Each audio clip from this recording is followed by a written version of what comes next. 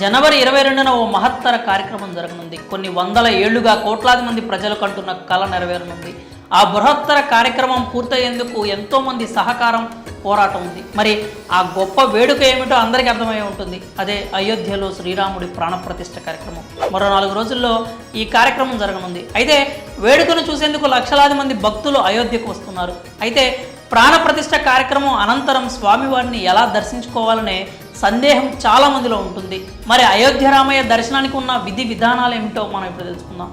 జనవరి 22వ తేదీన అయోధ్యలో రాములోరు కొలువు తీరుతున్నారు.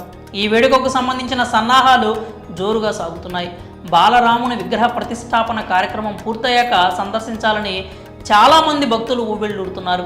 ఇక అయోధ్య రామాలయంలో బాలరాముడికి రోజుకు 5 సార్లు హారతులు ఇవ్వనున్నారు.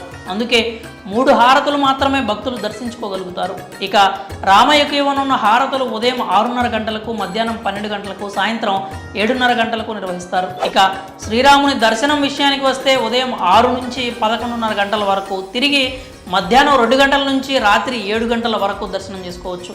అయోధ్యలో రాముని దర్శనం కోసం ముందుగా రిజిస్ట్రేషన్ చేసుకోవాల్సి ఉంటుంది. ఇందుకోసం శ్రీరామ జన్మభూమి తీర్థక్షేత్ర అధికారిక వెబ్సైట్లోకి వెళ్ళాలి. అందులో మీ మొబైల్ నంబర్ను నమోదు చేయడం ద్వారా లాగిన్ కావాల్సి ఉంటుంది. ఓటీపీతో నమోదు చేశాక సదరు పేజీ ఓపెన్ అవుతుంది. దానిలో దర్శన్ అనే ఆప్షన్పై క్లిక్ చేయాలి. అక్కడ శ్రీరాముని దర్శనం చేసుకోవాలనుకుంటున్న తేదీ, సమయం, మీతో పాటు వచ్చే వారి సంఖ్య, దేశం, రాష్ట్రం వంటి వివరాలు ఇవ్వాల్సి ఉంటుంది. అలాగే ఈ వివరాలతో పాటు మొబైల్ నంబర్, ఫోటోను అప్లోడ్ చేయాలి. ఈ ప్రక్రియ పూర్తయ్యాక దర్శనానికి సంబంధించిన బుకింగ్ పూర్తవుతుంది. అదేవిధంగా శ్రీరాముని హారతలను చూడాలనుకుంటే ఇందుకోసం ప్రత్యేకంగా బుక్ చేసుకోవాల్సి ఉంటుంది. అలాగే ఆఫ్లైన్లో టికెట్లు పొందాలనుకుంటే కూడా ఆలయం సమీపంలోని కౌంటర్ వద్దకు వెళ్ళి ప్రభుత్వం ధృవీకరించిన గుర్తింపు కార్డును చూపించి టికెట్ పొందవచ్చు.